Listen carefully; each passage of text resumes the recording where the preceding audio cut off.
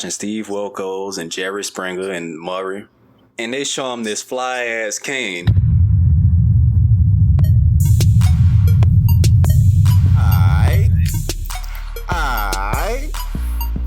Alright, welcome back everybody.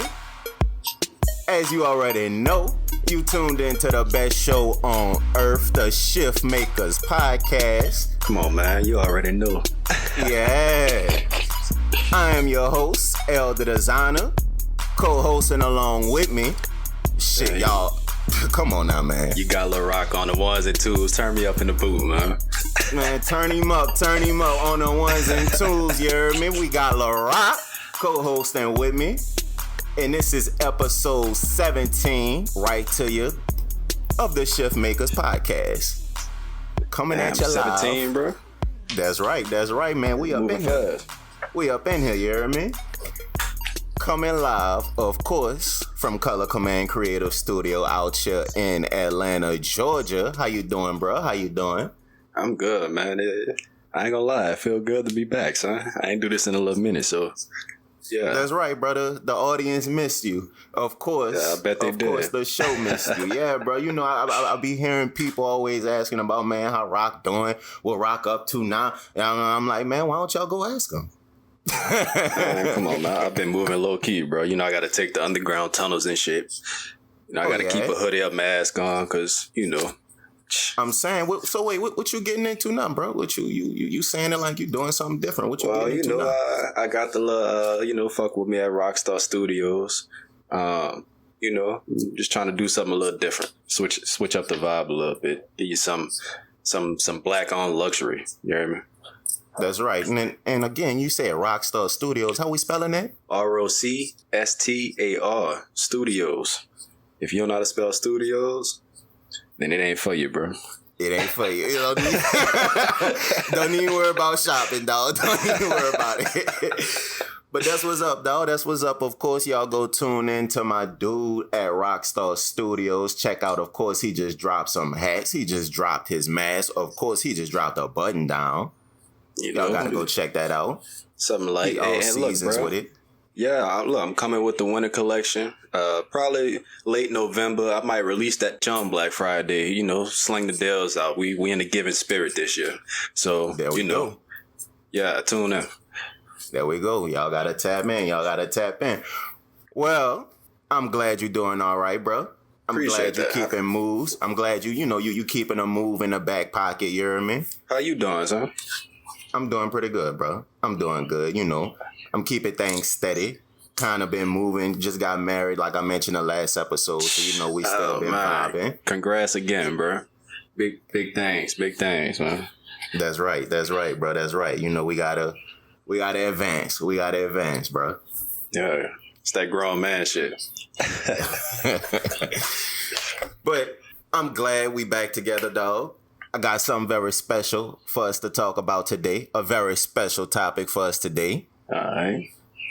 And honestly, it's going to be coming from a classic. One of our classics. Okay. Got a lot of positive feedback from our very first episode, Brainwash Me. And I'm thinking we should just run a part 2, honestly, bro. How you thinking about that? I'm with it. Let's do it. If you with it, let's jump into it then. So, just to start things off, I'm sure you remember a lot of the things from the first episode. Just remembering how the media, of course, goes about the business of brainwashing us. Also, you know, how just the powers that be, I'll say, kind of go about the business of brainwashing us. By that, I'm talking like politicians and stuff. And If you don't know, make sure you go ahead and tune into the first episode just to get that refresher. This episode, for part 2, I kind of want us to focus on how the businesses and corporations and companies kind of go about the way of brainwashing us. Okay. So, with that being said, I just got a question I want to ask you right quick, bro. All right, go ahead, shoot.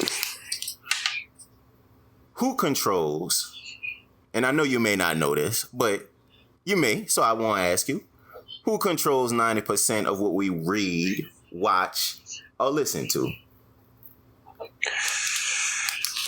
Oh, can I get a hint? Well, I'll say this. You heard of each and every one. Well, you heard of the majority of the companies I'm talking about. Okay. But I'll say this. The companies that I am talking about, they're part of the media. They're also part of what you may got in your house. I mean, they're part of really a lot of different things. So I ain't gonna drop you a hint because I know you ain't gonna get it. So fuck it, I'm gonna just tell you. Yeah, I ain't gonna get it. I have no clue. What I'm referring to is major corporations, and they call them the 6 media giants. Okay. And I know I just mentioned we not necessarily just focusing on media, we focusing on corporations, but these corporations are part of the media. One, have you ever heard of General Electric, GE? Yes, sir. So let me tell you, GE owns Comcast, which is NBC. Anything under NBC, big ass umbrella. I'm sure you heard of the little streaming service Peacock that they just released, right? Oh yeah, I used that bit to watch The Office. There you go. So you giving money to General Electric, just to let you know, of course. They own Universe. I'm using the free version, my boy. Watching them ads. So I guess I'm still giving them money watching ads. Well, you just sound like a smart motherfucker, that's all. But yeah, of course, if you was to be subscribed, you would be handing over that little quick $9.99, $14.99, whatever the fuck it is, right to General Electric. Also, like I mentioned, they own Universal Pictures, so they own a large chunk of Hollywood. You know Universal Pictures, right? With the little globe that say Universal. Yeah. When y'all see that in the movies, that's all part of General Electric, right? Right. Also own Focus Features. I don't really know what the fuck Focus Features is, but I'm more than certain that's another little Hollywood production. Mm-hmm. Also, General Electric, it's some of y'all washing machines. It's some of y'all dryers. It's some of y'all stoves. It could be some of y'all refrigerators. So they not just in media, they also in appliances and shit that you kind of need for your house. Mm-hmm. You see what I'm saying? Okay. So with all of that being said, General Electric is a very essential business. Other companies that are part of the major 6, and I ain't about to go down all of them like I just did with General Electric, but there's this News Corp. News Corp owns Wall Street Journal, the New York Post, and Fox. So Fox News, Fox Sports, all your NFL games, that be on Fox when you be hearing Troy Aikman and the Buck dude. Right. That's all part of News Corp, right? So they definitely getting a large bag because of that Super Bowl money, the NFL games, and Fox News. You know all of the Fox News people. Mm-hmm. We got Disney. That's the third company of the 6 major companies. Disney owns ABC, ESPN, Pixar, Miramax, Marvel.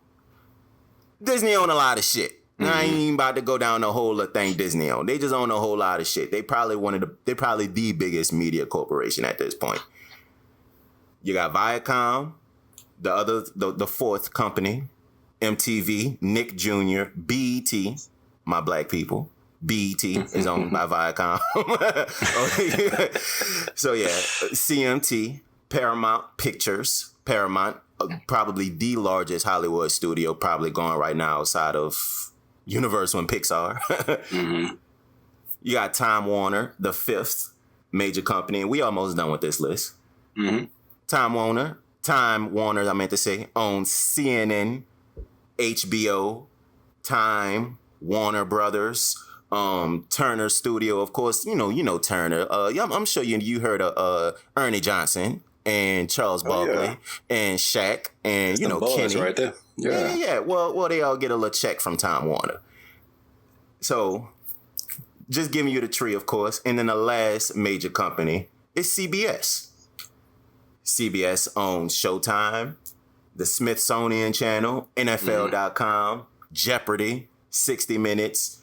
So, basically, I just named 6 companies that own everything that influences you from a traditional media standpoint. Mm-hmm. Wow! Only 6 companies. That's crazy. Yeah, that is kind of crazy, bro. So, with those 6 companies and everything that they own, I think it's very important to highlight to people that we have an illusion that we are being presented. The illusion is coming from the illusion of choice. We think we have a choice of where we get in our information. We think, since, I'm not watching Fox, I'm not going to be worried about the racist, the quote unquote racist Republican people. Mm-hmm. And if I'm not watching NBC, I'm not going to be worried about the stupid Democrat people, whatever, all these different stereotypes that each got.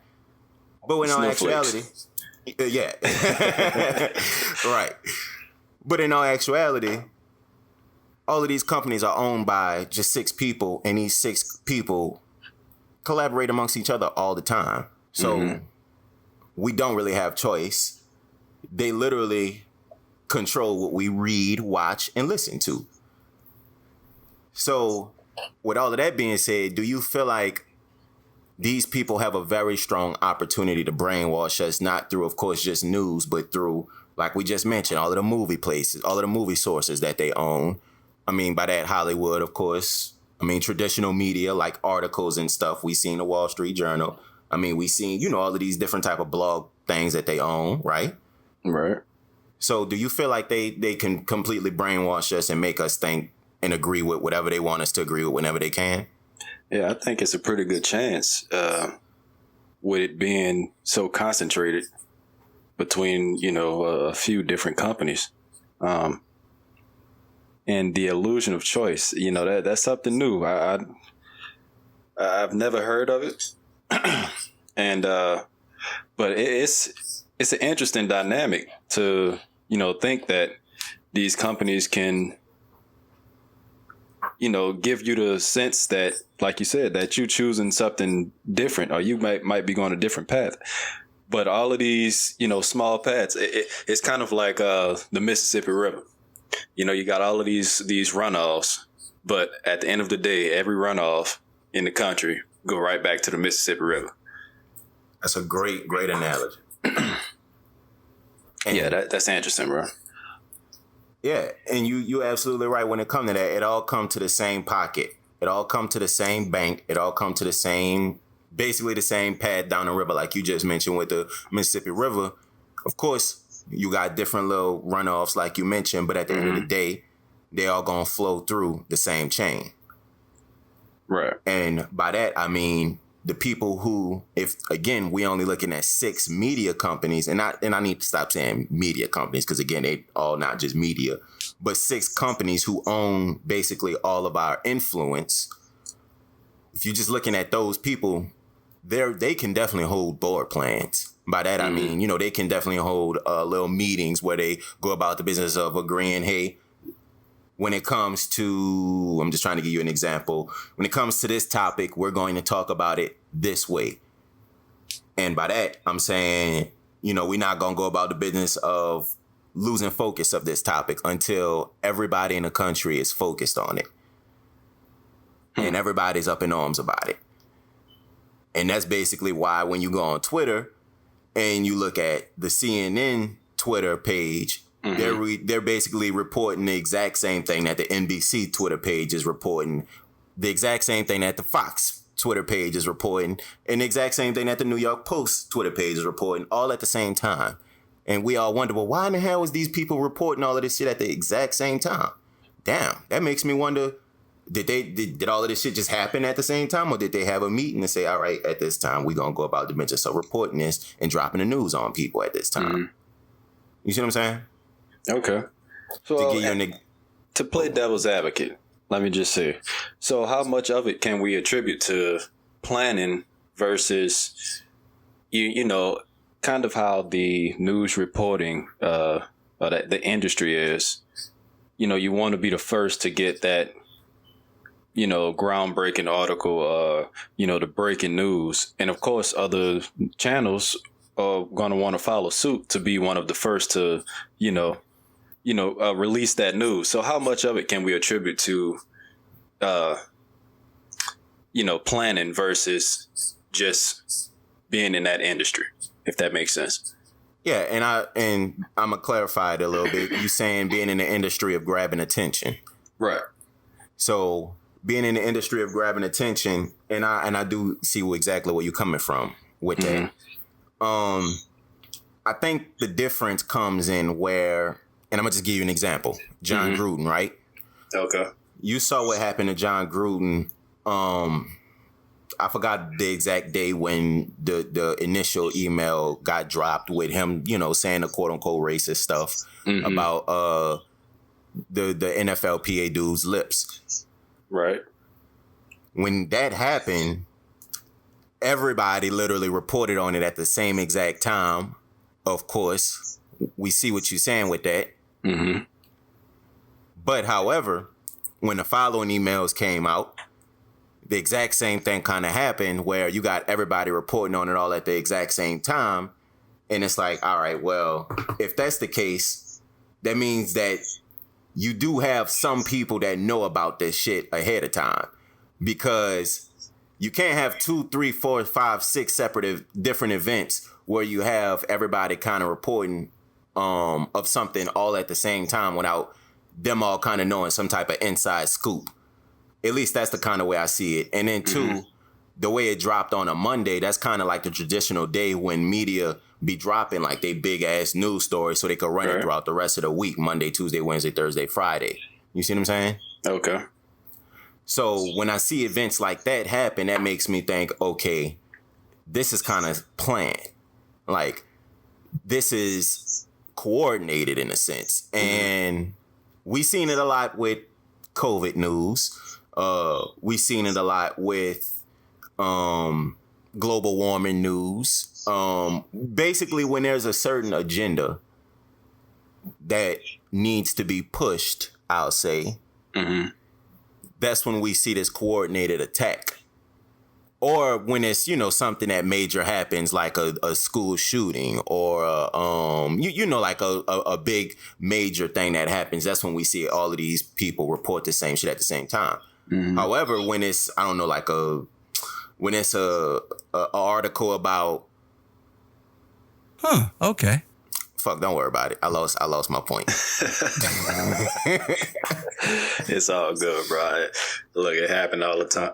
But yeah, son, I don't know. I just feel like when it comes to the coordinated attacks, I do feel like when everybody is kind of reporting on all of the same thing at one time, it can come across like it's planned. And that's kind of where I'm getting at when it comes to the brainwashing side of things. Because again, if you have only 6 media companies that's able to really push their news and narrative and have it be respectable, because these are the companies that people source. I mean, that they cite as sources, right? Right. To be credible, then that's kind of what leading them to influence people. And with all of that being said, I want to ask you, do you think that these people have our best interests at heart? Just these 6 companies? Well, I think I would be wrong to say that, they have sinister, ill intentions, towards the general public. But at the same time, I would be ignorant to think that they don't have themselves at the forefront of the decisions they make. I mean, we in a capitalistic country, and if you're not being a capitalist, then you're losing. So, I think it's, I don't want to say too much of a balance, but like I said, they putting themselves first, as they should. But yeah, can I really say that it's with ill intentions? I can't say that for sure. I wouldn't, I don't want to jump out there and just, sound like a conspiracy theorist. But yeah, I think there is some selfishness at play, if you will, or just I guess pushing people in a certain direction. Let me put it that way.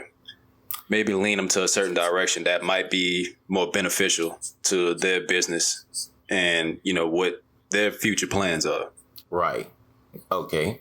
So you said earlier, of course, that you don't blame them and knock them from basically being great capitalists. Kind of explain a little bit what you mean by that. I don't know who exactly quoted this, and it's not even it won't be an exact quote, but, I've heard something along the lines of every successful business has done some type of dirt.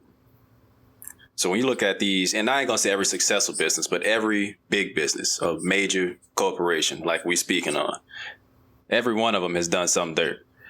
And we all know the saying that nice guys finish last. And I just feel like you have to be willing to get to that point. Whoever's at the top of that pyramid of these, 6 companies, to get to that point, it can't all be clean. You got to be willing to get your hands dirty at some point. And I just feel like, like I said, they plan this capitalist game. Who you think at they the highest level? Huh? Who you think they shot? They shot this man. I'm just asking, son.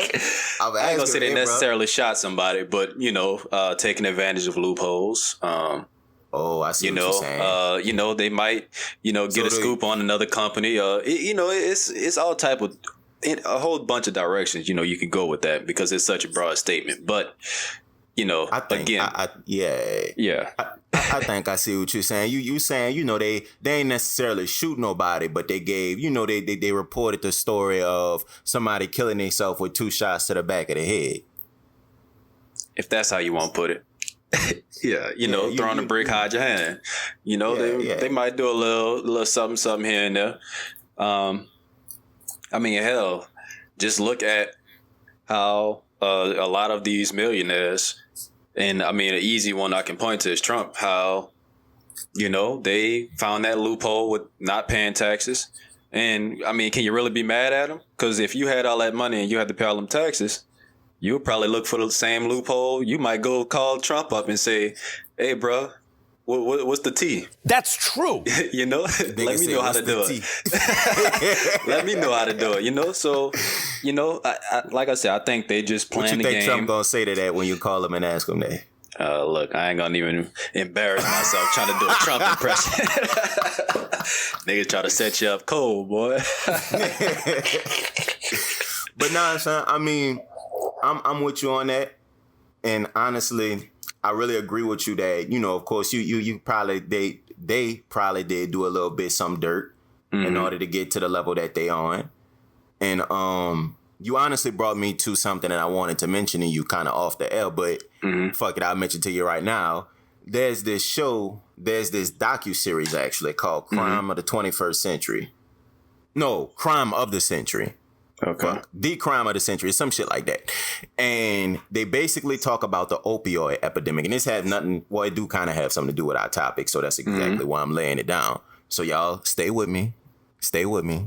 But this docuseries, and I think it's on HBO Max, they basically talk about the opioid epidemic and Oxycontin, which was made by the Purdue family and the Purdue Pharmaceutical Company and all this type of shit. And basically, it kind of has a lot to do with what you just mentioned and how they basically started the whole opioid epidemic that we seeing now. And this was like in the early 2000s, late 1990s.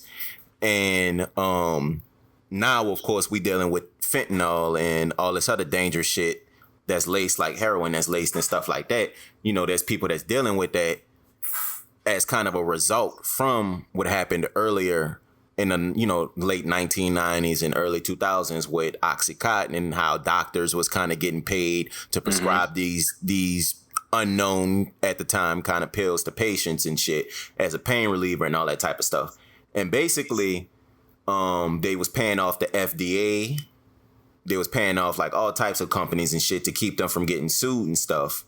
And yeah, again, this big ass company got even bigger and like basically sold out the whole fucking country as we seeing now 20 years later, all because of money and greed basically. And they didn't really get any type of repercussions for that. Like, they had a smaller fine, but didn't really get no type of repercussions for that. And that really remind me a lot of shit that we see in today in a lot of these media companies where they'll report something and it be quote unquote misinformation, but they quick to call other people and other stuff that could be true 2 months later misinformation. You see what I'm saying? Right. And that type of shit literally can kill somebody because of ad money. So, for instance, we know a lot of these media companies, if you're watching TV, most people don't even got cable. I don't blame you. I get rid of that shit too if you do got it. Either. Yeah. But, you know, when you're watching cable and shit, or you're watching, you know, let's just say NBC, or fuck it, you watching, let's just say NBC or something. So you watching one of these channels, one of the first things you're going to see is a pharmaceutical commercial. Mm-hmm. Then the next commercial you're going to see, you guessed it, is a pharmaceutical commercial. The third one, another one, a pharmaceutical commercial. All of these different type of pharmaceutical commercials, because they know their audience is likely older people, mm-hmm. or likely a little bit naive people, and also people who can be easily influenced, which is why they're watching this news channel in the first place. Okay. We know how ads, we know how ads work. I mean, they ain't gonna just run no ad for an audience that they don't feel like is gonna shop with them. Right. So these companies, they're literally paying the influencers, mm-hmm. again, the news companies, they're paying them to run ads. So basically now you have in 2020, 2021, all of our major 6 news companies that I just referred to, well, all of the mm-hmm. major 6 companies that provide our news source and information, they're all getting paid by pharmaceutical giants. So now, in the year of 2020, 2021, we see exactly what we're seeing now. You can't talk bad about the you know what I'm saying. Mm-hmm. Because the minute you do, Stephen A. gonna scream at you. Because I'm pissed. I'm pissed. And Stephen A. gonna call you a stupid motherfucker like he did Kyrie Irving. Screaming A. That's right. He gonna call you a stupid ass idiot like he did Kyrie Irving, and he gonna call you a dumbass like he did Andrew Wiggins. And he mm-hmm. gonna call you a piece of shit like he did Cousins from the Vikings. Basically, it's free smoke. It's free smoke with Stephen A. because he getting paid by ESPN, which is of course owned by Disney, right? Mm-hmm. And Disney, of course, gets money from these pharmaceutical giants because we literally see the commercials. And once you talk bad about one pharmaceutical company, you talk bad and you ruin the trust of all, which is why we never see anything bad ran or any negative news story ran about any pharmaceutical company, regardless if they're getting sued for $500 billion. And I ain't talking about the you know what, I'm just talking about in general, like say Oxycontin. That's why they was able to run for 10, 15 years and still poison people, because none of these news giants was reporting on it. Because why the hell would they report it when Oxycontin giving them $200 million every quarter, which is every 4 months, of course. I mean, every 3 months, of course. They giving them that $200 million every quarter to advertise they pill. So why the hell would they talk bad about them? That's their money. But you got hell of a research, bro. I ain't know that. I forgot that. That's wild. Yeah, well, that's exactly what's happening. You know what's funny? When you was talking about the commercials, and this is kind of off topic, so I don't want to be too long with this, bro. But so I just so happen to have the TV on Steve Wilkos, right? You seen that show before? Yeah. So, it went to commercial. It just so happened. And they said just so happened. I just realized you said that shit. Because I don't know. Well, matter of fact, I think we were in Houston, evacuating the storm. So, we had cable, So had Steve Wilkos on. Wasn't really paying attention. But I look up, bro, and this commercial came on, right? And it was a commercial for this, like, pimped out cane for old people. I'm talking about that bitch had stabilizer on it, had a flashlight, a radio, a alarm. Son, I kid you not. I'm looking at this. I'm like, damn, that bitch decked out, right? You was gonna cop? So, son, I'm watching this, and then it hit me because when you own a business, most of the time you usually thinking of marketing or ways to market your business, blah blah blah. Exactly. And then I thought about the target audience. And I'm like, damn, they know these old folks watching Steve Wilkos and Jerry Springer and Murray. And they show them this fly-ass cane. And who still use infomercials or they call in to order products? Our old folks. Yes, sir. And it hit me. I'm like, damn, that shit is genius. So, when you was talking about that, bro, that's the first thing I thought about. And that's exactly how that shit works. I'm so glad you brought up that example, because that's literally a perfect example of exactly what I'm talking about. It's exactly how this shit work. Yeah. And again, if you taking ad money from these people, you can't talk bad about them. And that kind of goes back to the last episode I just recorded when we was talking about the John Gruden topic and Dave Chappelle and all that shit. If you taking ad money from people, it's hard to talk bad about, say that same thing when they do something bad, or that same group of people when they do something bad, because you don't want to lose the ad money that you now getting, which is why, of course, we always say we run on value for value, you dig? And if you do feel like giving some value back, then definitely do consider doing that. We definitely got our PayPal link. We also got our Venmo link. So if you definitely feel like giving some value back, just consider each and every episode, each and every piece of content that you heard today, and just consider how much you want to give back regarding value, of course. Nothing is too small. Definitely nothing is too big. So, yeah. That's exactly how you get away from relying on ad money. It's value for value. So, consider that. And just jumping back to what we were just talking about, of course, you know, that's why I always say, and why I asked you, do these people have our best interests at heart? I always say, no, they don't. Because of the money that's into it. Again, we talked about them 6 major companies, and we talking about how these companies are basically owned by certain corporations, like, of course, the pharmaceutical industry and some of their corporations. So, just want to give you a quick example. Okay. I'm on Twitter, and there's this Twitter page I had to follow because it's this woman named Amaya G.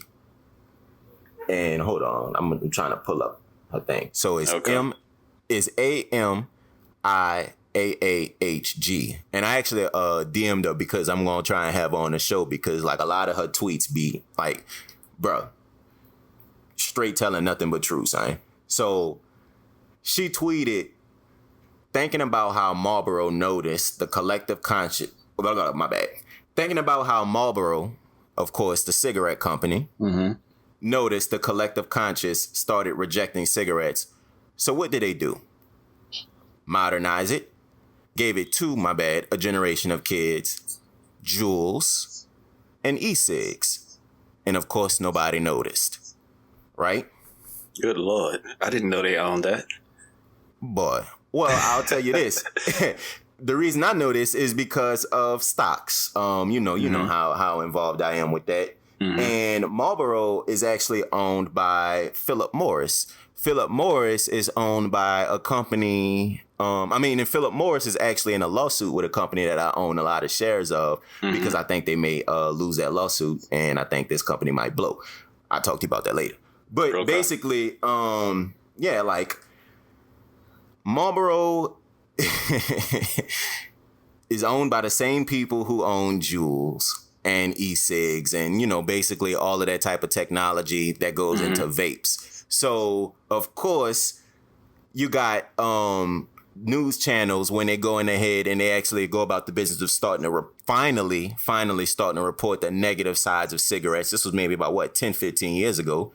They finally start reporting all of these negative sides to cigarettes and started reporting the lung cancer that comes along with it and how black your lungs gonna be. And of course, all of the coughing and all of this shit that come with cigarettes, basically.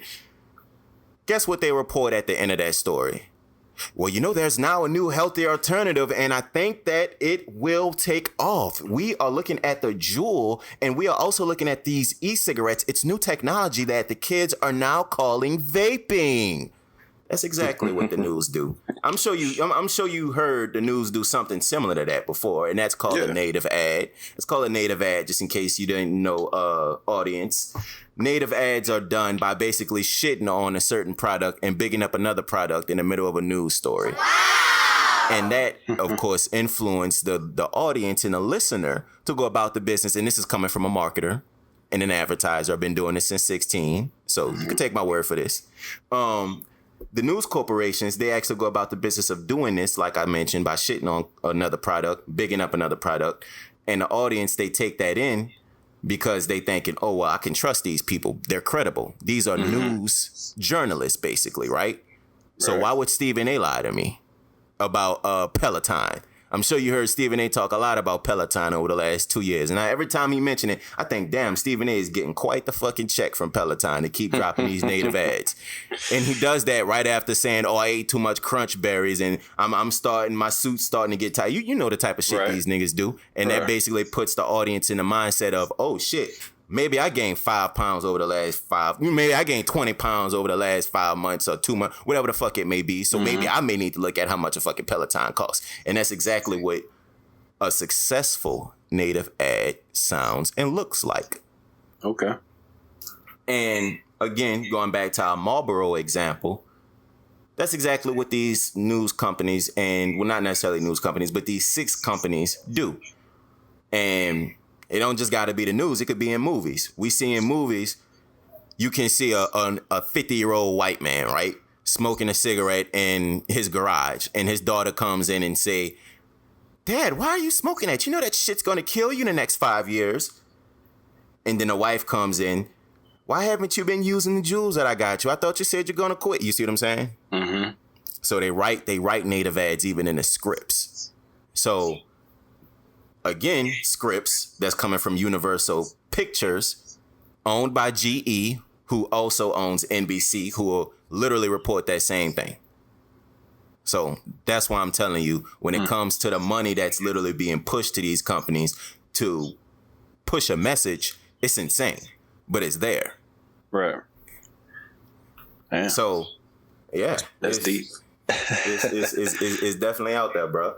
And honestly, it gets even deeper when you think what happens when a large company, say like Google or YouTube, controls what you see. Because we was just talking about traditional news sources this entire time. We just been talking about the NBCs, the Foxes, the ESPNs, you know, all of the shit you got to turn on the TV to watch. Right. But that ain't the shit that's basically taking over now. We talking about the main sources that we get our information from, like Twitter, like Google, like YouTube, right? Mm-hmm. So what happens when they control what we see? I actually want to know what you think. Like, what you think happens when they control what we see? I think, honestly, that they can do it on not even a larger, but a more efficient scale. Because, I mean, hell, just look at, you know, with Facebook ads, how you can target, you know, a specific audience, and you can target them down to the age, the race. Yes. So I can definitely see how, you know, when you start talking about the digital world, how they can easily, you know, sway a certain audience by, you know, maybe showing a particular ad before a video, because I know Google owns, you know, YouTube, so, you know, they might show a particular ad for a video, and then you might go to a different website, and that website might have Google AdSense on it, and now you're seeing an ad about it, you know, so I can definitely see how it can be magnified on the digital scale. And honestly, bro, you took it in a whole different direction than what I was initially thinking. Mm-hmm. But you absolutely right. You absolutely motherfucking right. Yo, he got a point. These companies like Google and YouTube, they control basically outside of Facebook, they control a large amount of ad money that's being flowed in America today. Because a lot of the ad money ain't going to TV no more, because motherfuckers ain't watching TV no more. It's going to Google, it's going to YouTube, and it's going to Facebook. Mm-hmm. Like, so you're absolutely right. When they control those type of things, they can now censor the type of content that you putting out, right? Right. Like YouTube, we've been hearing over the last, 5 years, year by year, they censoring stuff more and more and more and more. And it's now basically, it's to the point where if you don't agree with every single thing Google as a company, because, you know, of course, Google owns YouTube, every single thing Google as a company don't agree with, then, of course, you can be taken straight off of YouTube. They're going to yank your ass right off of YouTube, my nigga. And that's the, you know, kind of, I don't want to say this off topic, but, you know, that's the scary part about, you know, being a content creator, especially a big content creator where, you know, that's one of your bigger, you know, streams of income. Because at the end of the day, if they want to kick you off the platform, you kicked off the platform. Exactly. And I think that's why it's important, you know, to build up a loyal audience, because if you can't move over or transfer to another platform, then, hey, bro, that's tough. And you're absolutely right. And that's exactly why we do what we do here. Again, we run the value for value method. We do those type of things because we want to build a loyal audience. You absolutely right. Like right. We do these, we don't necessarily take ad money because we're trying to build a loyal audience. And I mean, we accept donations, of course, Venmo, PayPal in the description. Just consider the value that you got. Give it back, of course. We appreciate that. Always. But, absolutely. But we do those things because we're trying to develop that loyal audience. Now, if you go about the business of just utilizing YouTube strictly as a platform and you're just trying to gain an audience from the big ass audience YouTube already provides, then that's when you lock yourself into what you was just saying. You lock yourself in and put yourself in danger of now having all of the hard work and content that you created basically being deleted forever. All right. And just to kind of reinforce exactly what we're talking about, I'm going to bring our first clip of the day in. And before I hop off of that, anything you wanted to bring back up regarding the Marlboro and E-Cigs and Jules topic? Because I do feel like that shit was just crazy. Nah, them hoes just slimy, boy. Yeah, son, like, you know. Keep them addicted to the nicotine. That's the goal right there. That's the money. I'm trying to tell you, bro. I'm trying to tell you. And it's being pushed by news corporations. That's the only reason these people even found out about, I'm talking about people who used to smoke cigarettes. Only reason they found out about vaping is because of all of the articles that they saw and all of the news stations that they saw. And all, you see what I'm saying? Well, let me ask you, and this kind of just an opinion-based question, but what do you think is next? Because honestly, I have seen now, of course, like I forget the name of the company, but I see the commercials that tell you to stop smoking and, you know, try to persuade teens to stop smoking. And now they have shifted their focus to vape pens. And, you know, I've seen news reports, you know, talking about the dangers of vaping and whatnot. So, you know, in your opinion, where do you think they would go next with, you know, what's the next step? Because I do feel like now there's more of a pushback to vaping. Yeah. And the reason why, of course, is because, like you just said, they're trying to take it to a whole nother level. Mm-hmm. And it may be weed. It may be that they trying to, like, this is the last and final, like, taking away and banning all vaping and cigarettes is the last and final step that they need in order to finally cash out on weed, which is why they haven't fully legalized it everywhere yet. Mm-hmm. It's because they're trying to take down that last barrier, basically. Once you take down the barrier of nicotine and tobacco, the weed industry is going to explode. So, of course, they want to go ahead and take that down before they legalize it because they're going to profit off this shit. Another hot take for your head. As we already know. Sure. And do we even trust that at that point? If the government is growing weed? Man, listen, bro.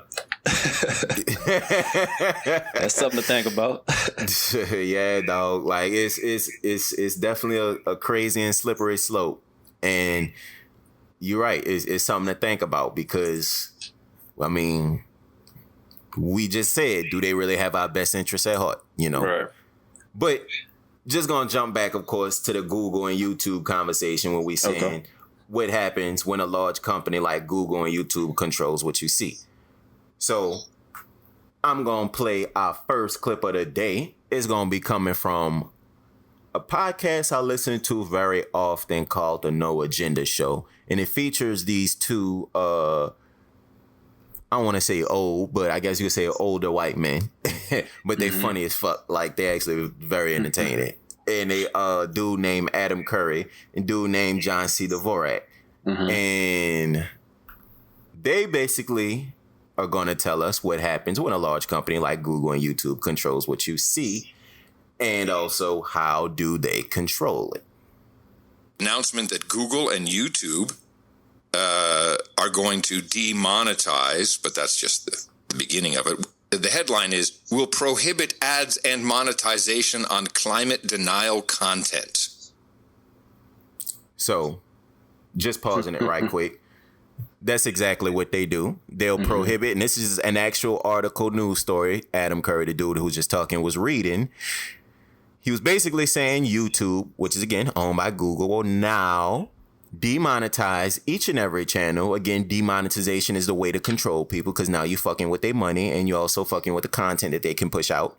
So you're demonetizing them if they say anything negative towards climate change. Climate change, mind you, something that isn't 100% proven as a fact yet. I'm not going to give you my opinion on it. I believe there's certain true things to it. I also believe there's certain exaggerated things for money purposes. Again, if you look at stocks, it'll tell you all you need to know. Again, when you really look at stocks, it tells you a lot of the shit that happens in politics, like the stock market. Just trust and believe me. Interesting. Wait, what you about to say? I said interesting. Oh yeah, for sure. In your spare time, my audience, go about the business of just looking at the last 3 to 5 years on Pfizer and Moderna stock, and I'm gonna leave it at that. So basically, that's exactly how these companies like Google and YouTube control you. They demonetize you whenever, again, you don't say something that they want you to say or it doesn't go align with the people who's paying them ad money. The people who's paying them that a lot of ad dollars, of course, it doesn't go along with their message. Then they're going to demonetize you because you ain't paying Google $300-400 million to talk about these solar panels, this solar panel company. You see what I'm saying? There's solar panel companies that's paying YouTube $300 million every other quarter. So if you're talking about climate change ain't real, you basically going against the ad. Right. Okay, I'm following. Yeah, and you basically taking away influence from the audience. So why would Google, YouTube allow that if they're getting that big ass check, right? You see what I'm saying? Okay. Well, okay, so let me play devil's advocate again. Go ahead. So, all right, like you said, you didn't give a full opinion, but some things can be proven and others cannot. And like you said, some things may be exaggerated when referring to climate change. So I guess, the point I'm getting at is where do we, cross the line on, all right, let me use an exaggerated example. Go ahead. So let's just look at, the whole Trump thing and, the January 6th whole ordeal and how, he and other, Republicans pushed a lot of false narratives. If opinions that, and it's kind of like an oxymoron, I can't say an opinion is true or false, but, if certain things are being spewed that might not be truthful, where do we draw the line of, just the right type of information being put out there, misinformation for that matter? Like, it kind of reminds me of, the documentary, Into the Storm, which, which, it talks about what is the line between free speech, where do we draw the line? What necessarily is free speech? So, how do you think that's something we go about, where should we limit the type of information that's being put out or the opinions that's being put out because it could sway people in a certain direction, or should we, let it just be a free fall? Because I feel like we kind of walk in this line where it's like some things are allowed, some things aren't.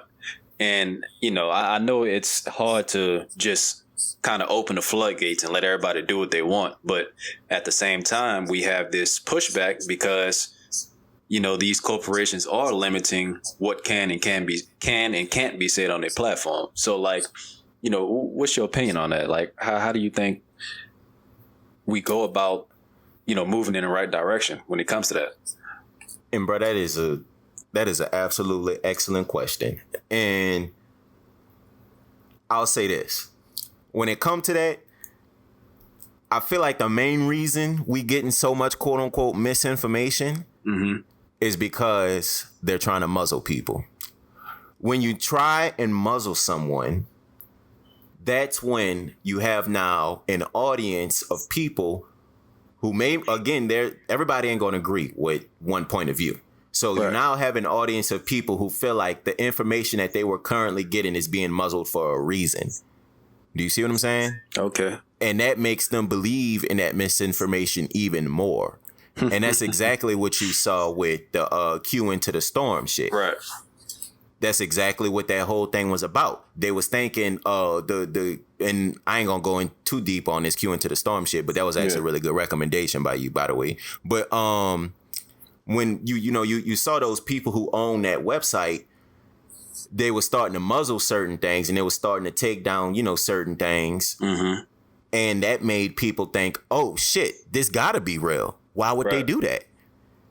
And you see it a lot with, and I still to this day am never going to give people my personal opinion on this Maxine shit solely because of, I don't want to never influence somebody's decision, which is what this whole show is about, trying to get people to think for themselves. So that's why we rarely talk about that Maxine shit. Right. And, it has a lot to do with that, which is why you see a lot of people hesitant towards it. Me personally, I think that you get a lot of that hesitation because of people being muzzled, people being basically told, hey, shut up, your perspective is wrong. So now you have people thinking, well, damn, if I'm being force-fed literally one perspective, I have to wonder why, because these people never had my best interests at heart until this point, so why? And when that why is never getting answered, all you getting is, hey, shut up and do this. Yeah. Then, of course, you see what I'm saying? That gives me a better perspective on, because I was really confused. Well, I ain't going to say confused, but when Nicki Minaj, the whole deal with that and how, the news was covering, what she had said and the response, from not only her fan base, but, just fans in general, thinking it's a little weird that, the higher ups were like, basically checking her about what she was saying. Yeah. And on one side, when, initially when I saw it, my first thought was, okay, well, if she's saying something outlandish about some balls being swollen because of, that, the shot, it's like, why not correct her publicly and let people know that that's not, there's no correlation?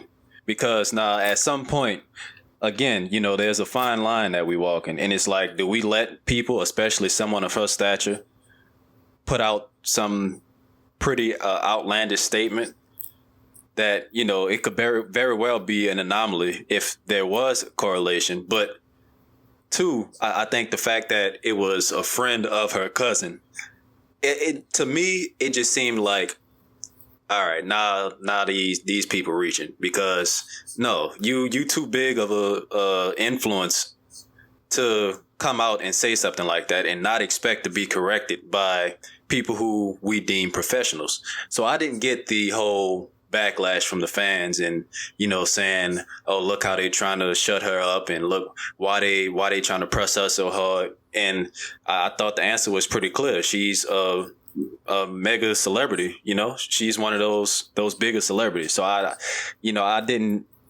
can see both sides, but I tend to lean towards, yes, correct her in public if she's going to publicly put out some questionable information. Yeah. That's just my opinion though.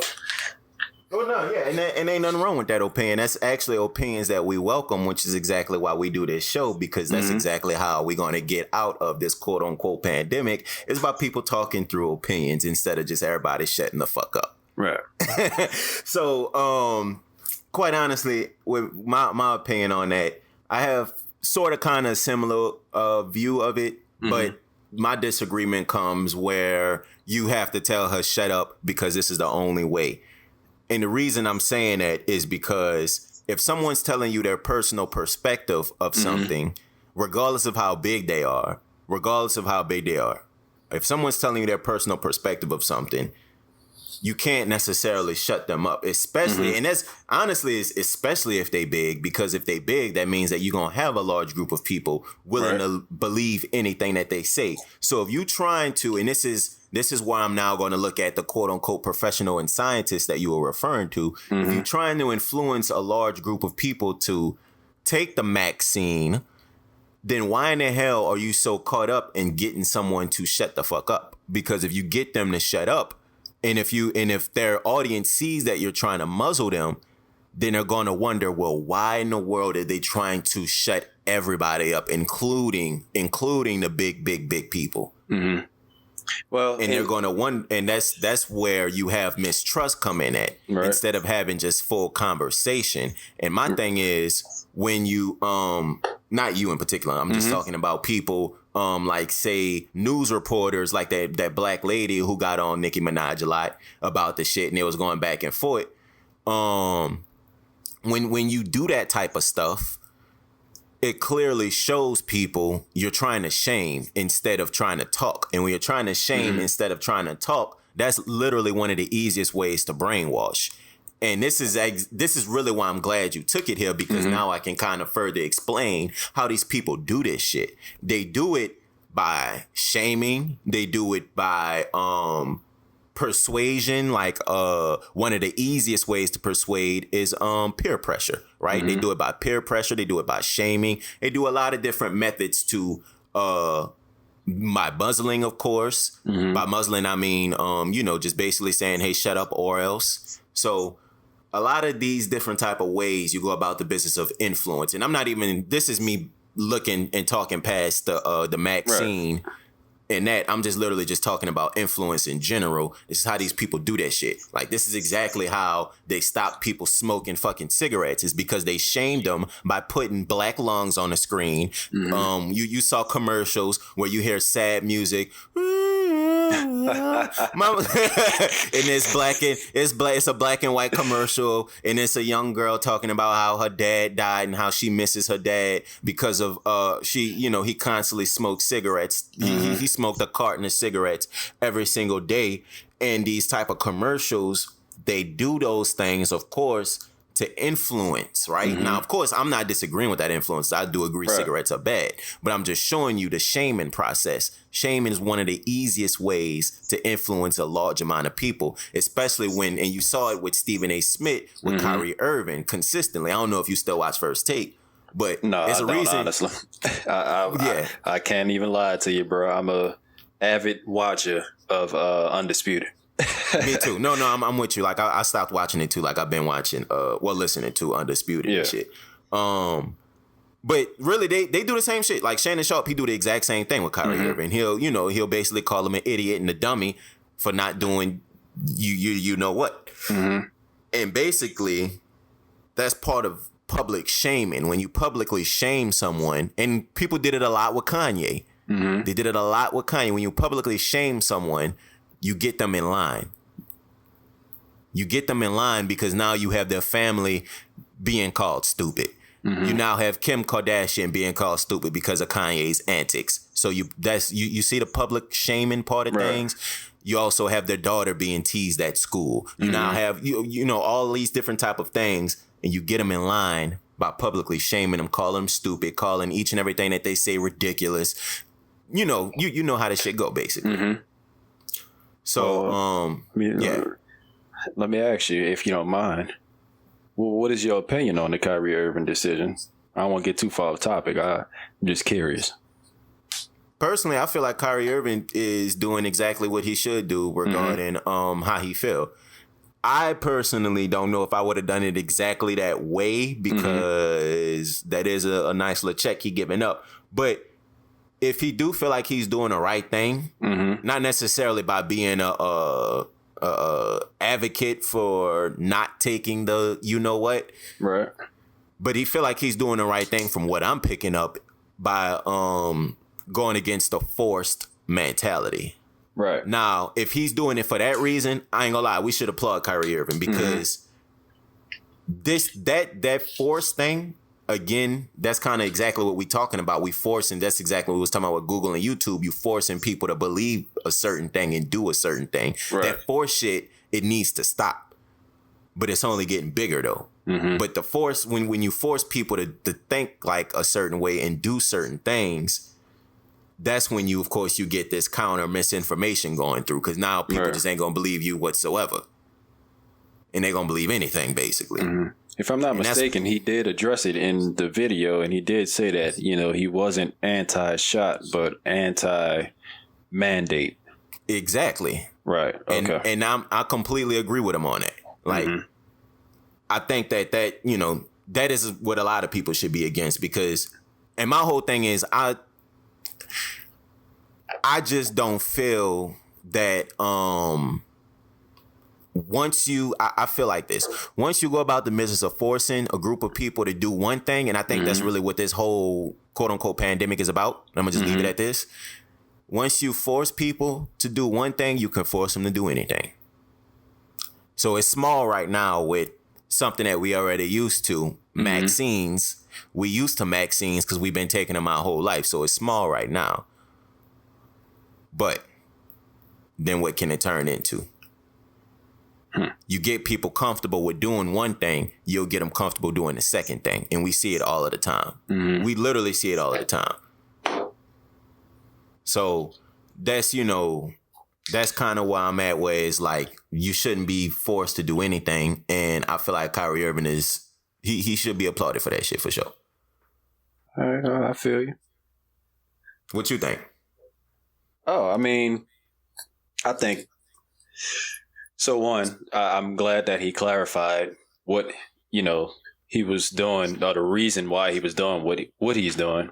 And two, honestly, as a man, I can just applaud him standing on his principles, regardless of how much money it's costing him. Right. You know, I mean, I can't do nothing but respect it. Whether or not I feel like he should get the vaccine, you know, that's kind of irrelevant. But yeah, I mean, I respect it.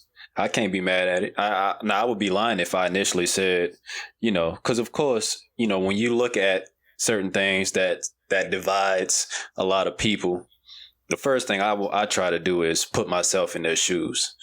And, you know, I guess being on a team with people I deem my brothers and my family, and, you know, at the end of the day, it is a child's game that they're playing, but it's something that they dedicated their life to. So when, you know, it's something so important, I would, you know, move for the betterment of my team rather than, you know, myself. But again, that's just me. And two, who knows, depending on what it is, I might have something that I may disagree with, and I'm standing on what I said, you know, regardless of what it's going to cost me. So, you know, if they really are his family and his brothers, then they're going to support him one way or another. So, yeah. You said something interesting. You said something very interesting, right? You said you worked very hard to get here to this very moment and all of that. So you're going to go about the business of doing something for the betterment of the team rather than yourself, right? So I have a question for you with that. Okay. Because I heard a lot of people been saying that in the sports media recently. And my whole thing is like, now you see, now you being hypocritical, not you in particular, but the people who've been preaching that, because over the last 2 to 3 years now, I'm sure you've been realizing what the NBA been doing, right? What's that? Over the last 2 to 3 years now, the NBA and all of its superstars are now literally going into a big power shift. Not even 2 to 3 years, maybe since LeBron left Cleveland for the first time. That was the mark of the power shift. I'm sure you know what I mean by power shift, right? Okay, I mean, does it have to do with politics? No. By power shift, I'm literally just talking NBA and its owners. So that's when the power shift. When LeBron left in 2010 from Cleveland. Yeah, exactly. So the power shift happened when LeBron left Cleveland to go to Miami. And looking back at it now, 11 years later, we see why the media aligned, like just completely fucking tore LeBron to shreds, even though he was in his, late 20s. So he was still, you know how the media throw around, oh, he's just a kid. He's just a kid. Well, he wasn't just a kid then, better, huh? Yeah, he wasn't just a kid then. But, you know, now I'm realizing why the media got on his ass so bad. Because I'm always wondering why the hell the media did that so bad. I'm realizing why now, because they knew. And not by they, I'm not talking about the media, the owners. They knew what LeBron doing that shit. They knew what it was going to do. In the next 10 years, they knew that shit was going to create a big-ass power surge. Power swap. They knew that shit. So they said, all right, hey, bro, who literally pays? Who literally plays the media companies? The owners. Why? Because the owners are literally getting their games on the thing. Right. I mean, who pays the owners? The media companies, because, you know, they're paying for the games and shit. So, of course, the owners have sway in the media. You understand that, right? Okay. Which is exactly why you saw LeBron get torn to shreds like that by every media source when he left. Same thing with KD, because again, they knew that power swap was going to happen. And I bring all of that into perspective to say this. That power swap caused one major thing. It caused, and we've been seeing it over the last 10 years now, it caused the whole team dynamic and, hey, team first, all that shit, that shit got thrown out the window. It caused that. Because we've seen it happen with literally every single star who wants to chase a championship. That team shit that they're currently on, that these companies, that these media companies are now talking bad about Kyrie Irving for, like that team shit that they talking. Y'all don't bring that up when James Harden basically gained 20 pounds, don't want to fucking play for the Rockets, walking up and down the fucking court, don't want to do nothing. Oh, but I bet he ain't being a good team player, but no, we ain't, you see what I'm saying? Same thing. I think it's to a different magnitude, of course. It's a lot of different factors that come into play too, I believe. Because, on an equal footing, I can easily say that, and again, I can't attest to all of the negative backlash that LeBron and KD might have gotten for leaving. But I know a lot of it was, at least for LeBron, the way he went about doing it with, having a whole, and two, I can see how, owners would be upset about that with him doing a whole show and a reveal and all of that shit, the theatrics. But, too, I think what makes sports so great is storylines. And, I think that plays, I wouldn't say, maybe an equal role in why, these sports outlets, all kind of talk about the same folks and, get on them for the decisions they make. So, like you mentioned James Harden and, him gaining weight and not being engaged with the team and that type of thing. I'd be lying if I said I didn't hear, certain analysts say,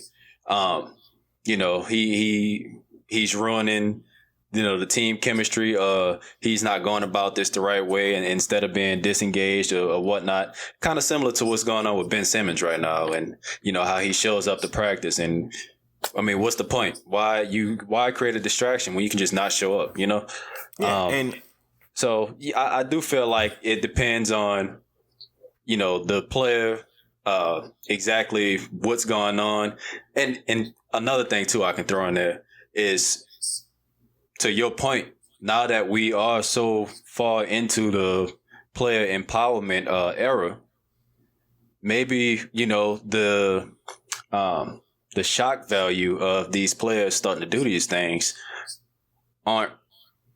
it's not there like it was when, LeBron first stepped out there and did the reveal. But, this Kyrie situation. That shit like LeBron about to have a baby. Didn't he call it? He called it the reveal, huh? Nigga said that shit like LeBron 9 months. So yeah, like at least with Kyrie, you know, of course, when you attach not only, you know, a pandemic, but a political pandemic on top of that, to now you know, in a different stratosphere. But, you know, I definitely can understand what you're saying and where you're going with the points you're making. Yeah, and I mean, I'm not disagreeing with you when it comes to that. Like, I do agree with you, and I know we gotta move this point on because I ain't even finished the clip.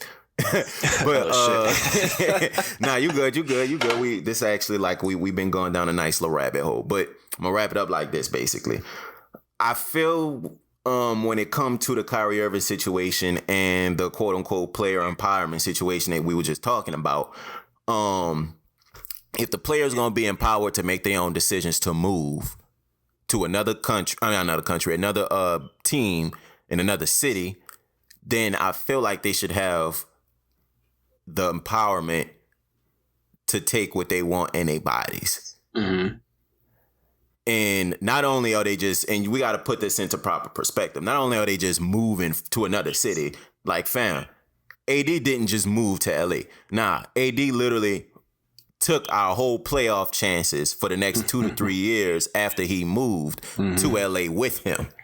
So it's not just like, oh, I'm just moving and the team gonna figure it out. No, I'm moving. I'm fucking up a team when I move, like LeBron, like KD, like anybody that does that shit. I'm fucking up a team when I move, and I'm going to another team, all because I want to do something that's going to help out my legacy, not the team's. So that's my whole point when I'm saying, well, I feel like it should be kind of viewed in equity, equality, whatever word that go right there. I think it should be viewed with a nice comparison. Basically, I think they're pretty congruent. I do feel like, you know, those type of decisions are still, and by those type of decisions, I'm talking about the Kyrie Irving. Those type of decisions are still on the same path as you making a person's decision to move for your legacy. I feel you.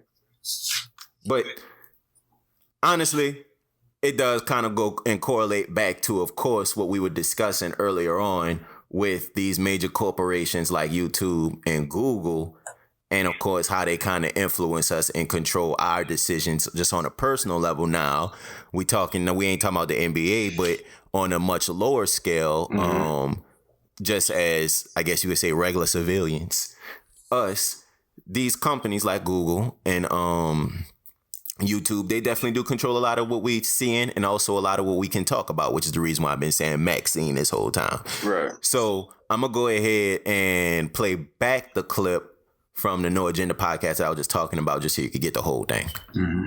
The announcement that Google and YouTube are going to demonetize, but that's just the beginning of it. The headline is, will prohibit ads and monetization on climate denial content. And they've don't want that. Well, no, but they've also really gone into specifics. This includes content because pay attention, John. If we were dependent upon Google or YouTube, we'd be screwed. Quote, this includes content referring to climate change as a hoax or a scam. I think they're very specific. Very specific.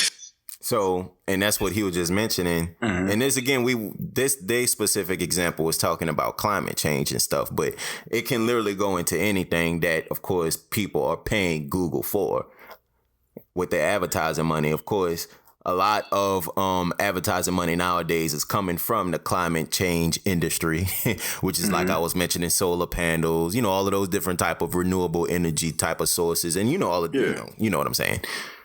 Tesla, all of that has to do with it. So, of course, they kind of have the control over how those type of topics are talked about.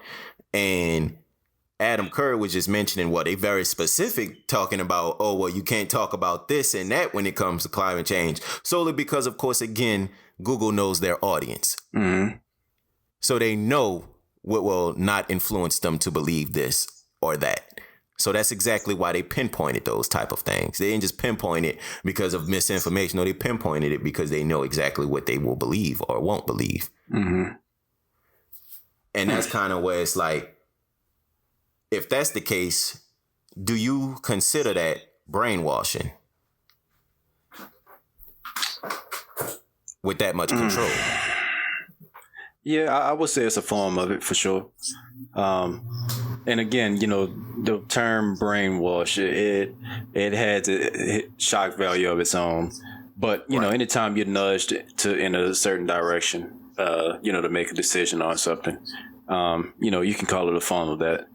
And again, like everything else that we've discussed, I do feel like, you know, there's a balance.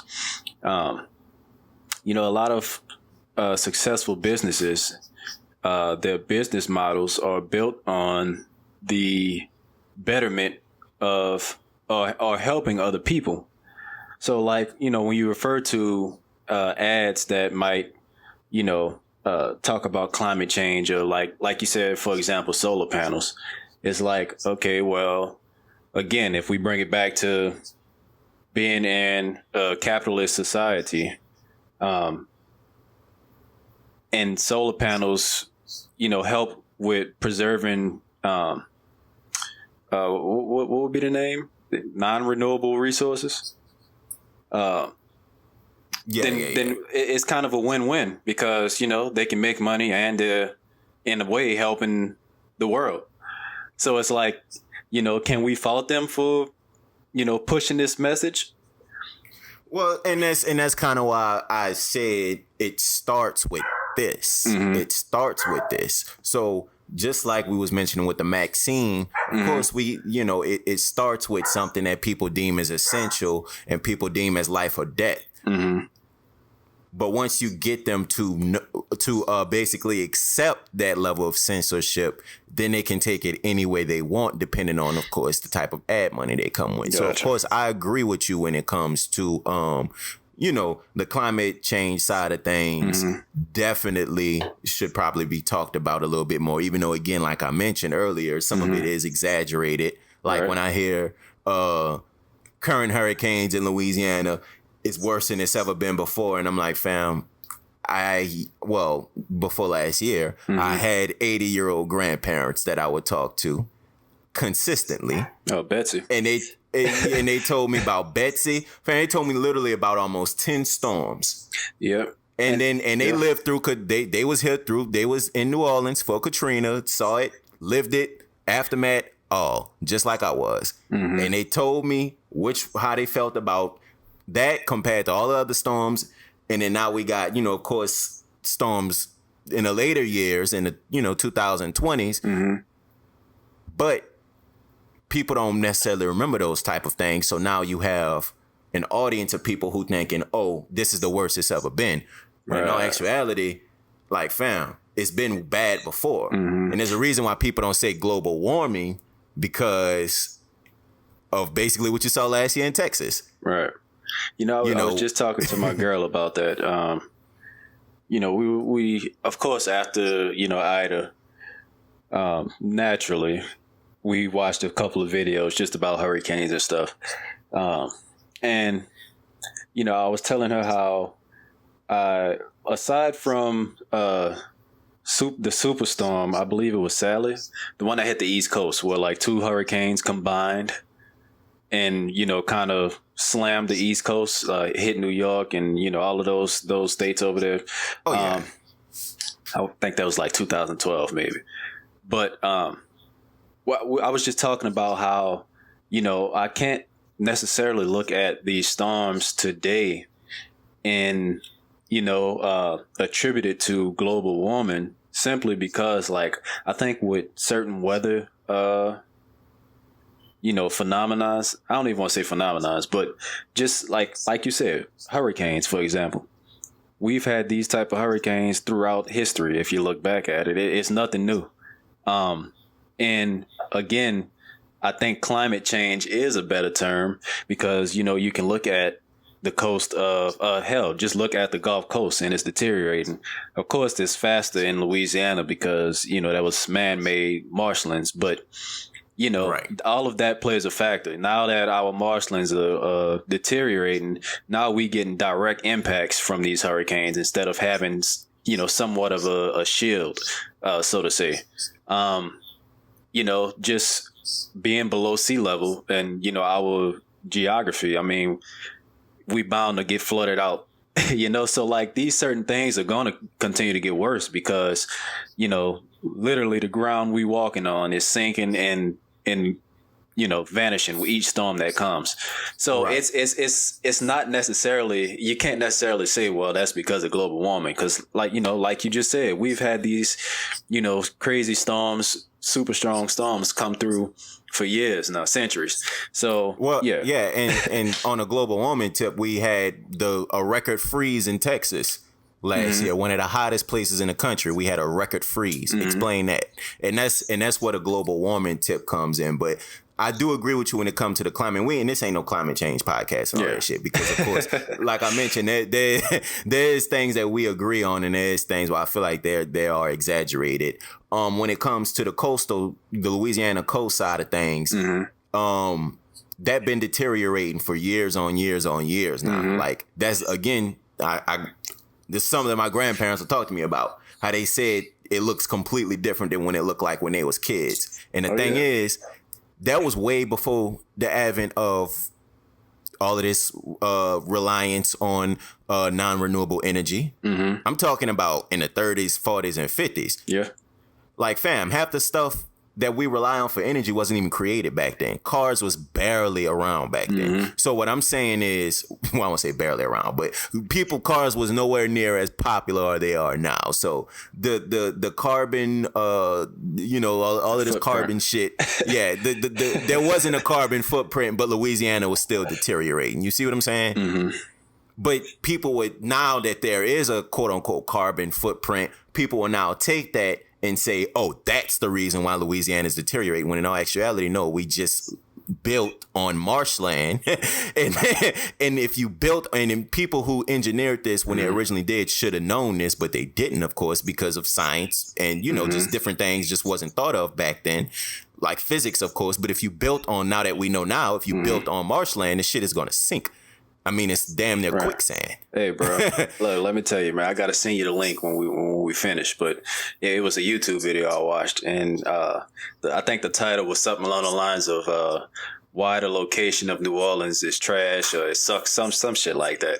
Yeah. And it's pretty interesting because I don't want to get too far off topic, but when we talk about leaving New Orleans for better opportunities and this type of thing, this video spoke to how developing cities around New Orleans, back in, like you said, maybe the 30s, 40s, way back then, back in the day.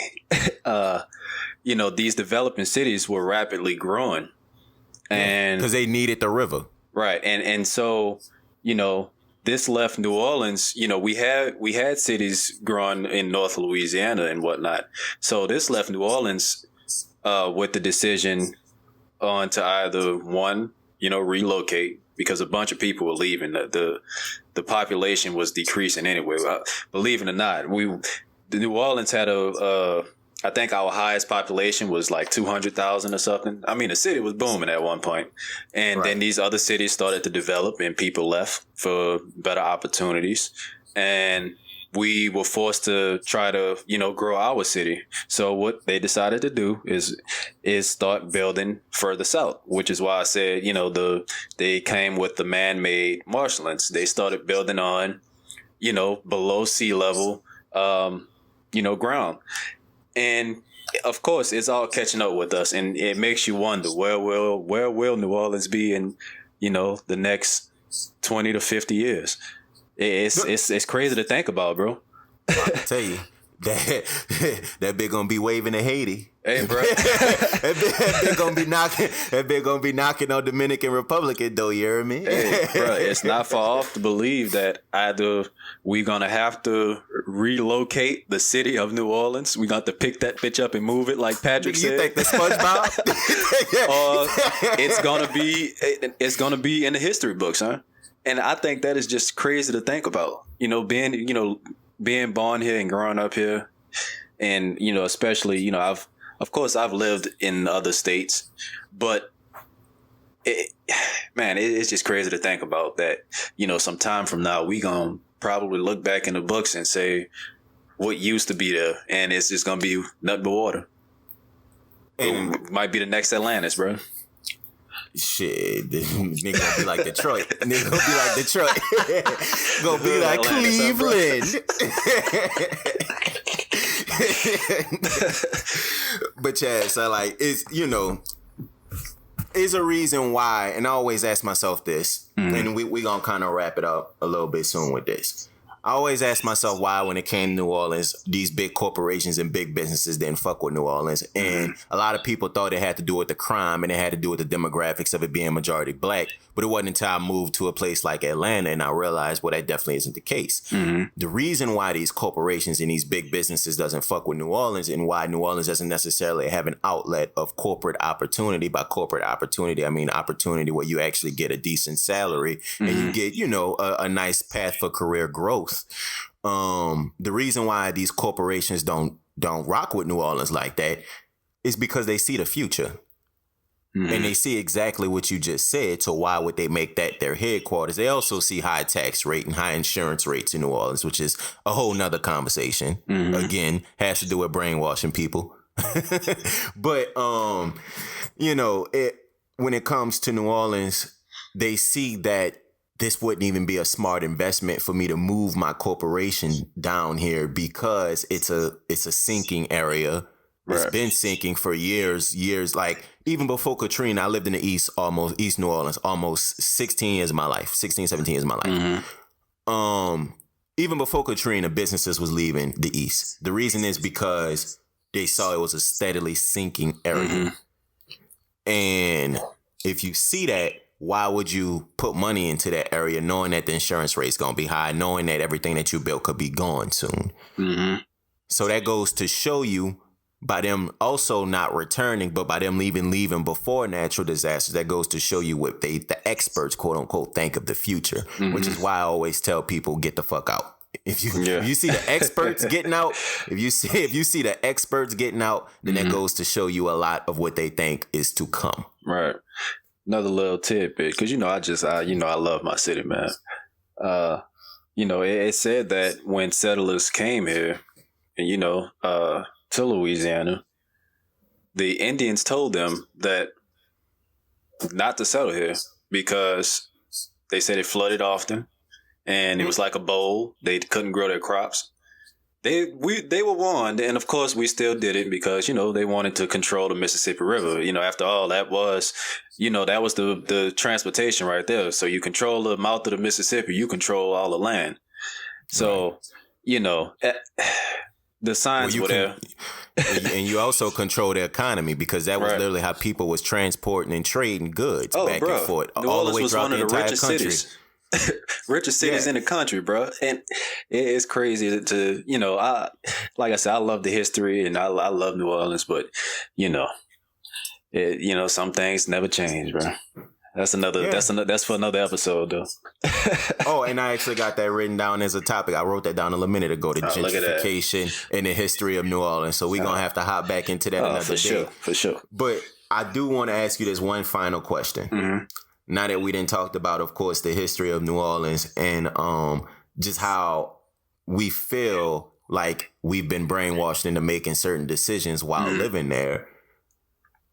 What else do you feel like these, maybe not just New Orleans in general, but just say the 6 companies we was referring to earlier on, what else do you feel like they can brainwash us about? Like what would be the next level if you had to predict? What would be the next thing you feel like they will brainwash us about? Oh, man. It's hard to say just because of like the current climate that we're in right now with the pandemic and, you know, how much focus is on that. I think too, and I don't want to say it's the next level because I'm positive they've been doing this for years now, but you know, at least, and it could be because I'm getting older and, you know, I like to be more informed, but you know, politics seem to just be such a big ordeal these days, more than ever. And right now, another thing that's been politicized is, the sexual orientation and, gender and things of that nature. So hey, bro, you took the words right out my mouth. I think it's moving in that direction. Of course, I know you talked about the Dave Chappelle thing already and John Gruden, but I can look at things like that, and it's moving in that direction for sure. It's like you touch that line and all hell break loose.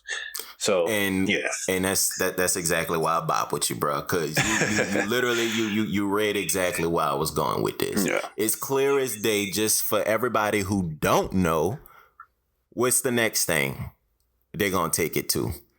The reason why is they've been warming it up for years now. It started I don't even want to tell you what it started with, but it started with a certain politician making laws. You know who I'm talking about. Making laws when you had a whole group of people looking for laws to be made for them, but he made laws for another group of people. But even though he got voted in twice, and on the second time a group of people was waiting. And they still waiting to this day. But, we ain't got to talk about that. Oh, man, we need to get Sleepy Joe on the phone, bro. Get Sleepy Joe up here on the podcast, man. Man, listen.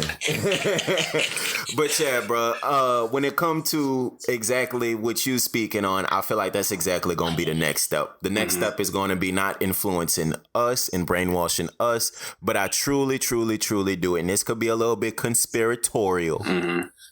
If you will, but I truly do believe that they are going to now go after the children, the kids, the babies, the whatever you want to call them. They're going after yours. They're going after mine whenever we have some, and they're going after everybody kids. And I think,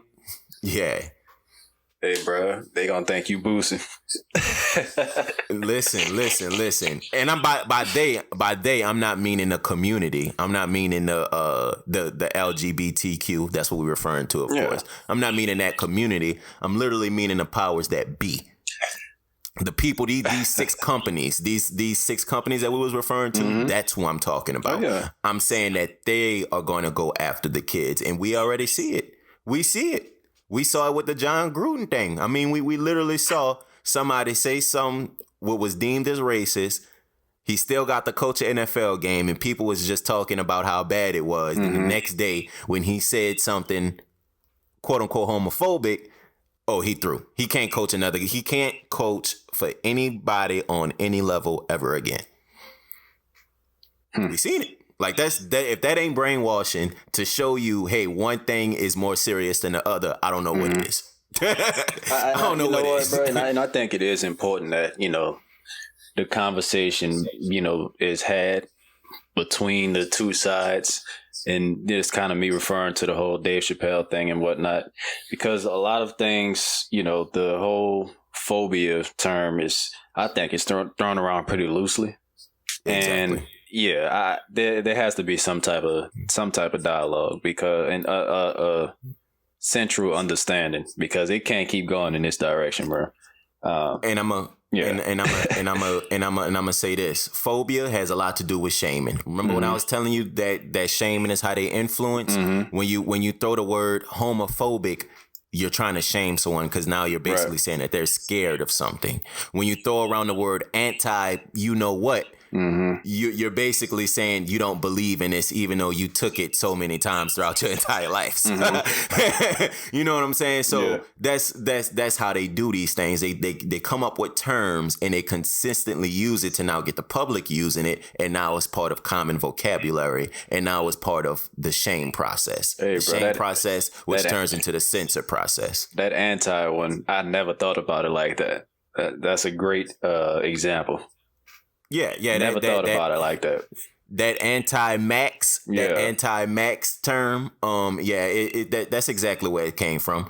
The first time we ever heard that was probably from CNN or some bullshit, and then literally you see blue check marks on Twitter consistently using it, and then after that, the sports world started using it, and then now it's part of common talk. And now you got your mama calling You got your mama calling your sister that, and then you got your you got your uncle calling your grandma that, and then you got your, you see what I'm saying? It's everywhere now. Nigga said anti-Max. That's why Max ain't on First Take no more.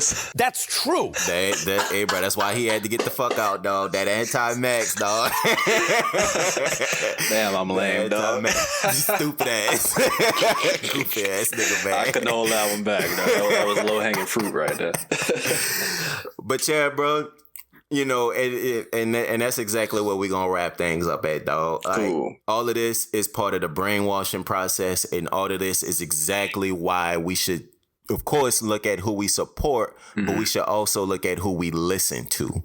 Because who we're listening to, aka some of these, well, one of these 6 media companies or one of these 6 major companies that I was describing at the top of the show, who we listening to can severely impact our decision making and can influence our lives. So with all of that being said, of course, consider who you support. Again, ad money, it speaks. Donation money definitely speaks. So if you want to go about the business of supporting the show, again, just to remind y'all, consider the value that you got. It been a nice little hour and a half that me and La Roc just gave you. So consider all of the value that you got and consider just giving that back, whatever that dollar amount may be. Of course, it ain't just got to be donations. It could also be subscribing, telling somebody that you know about the show. Man, Shed a link. Please. Also going to rocstudios.com and supporting, you heard me? Yes, sir. That is the link, right? Rockstar. It's rockstarstudios.com. Yes. That is also a beautiful way to support. Also going about the business of, like I said, just leaving comments, sharing, liking, subscribing, you heard me? And you already know, leaving them donations. So, with all of that being said, we appreciate your time. I am L the Designer, checking in live from Color Command Creative Studio out here in Atlanta, Georgia. Yeah, and it's La Roc. I had a great time. I always, we get into these topics, bro, and it kind of just feel like we talking on the phone. So, I apologize because I know I'd be going down different little rabbit holes, but I just feel like I'm having a conversation with my brother, so that's perfect. That's exactly how it's supposed to be, and that's exactly what the podcast is supposed to be about, a conversation where we have different perspectives, but we talking through them. And it's all to get you and the audience, of course, to thank for yourself. Episode 17 of the ShiftMakers podcast.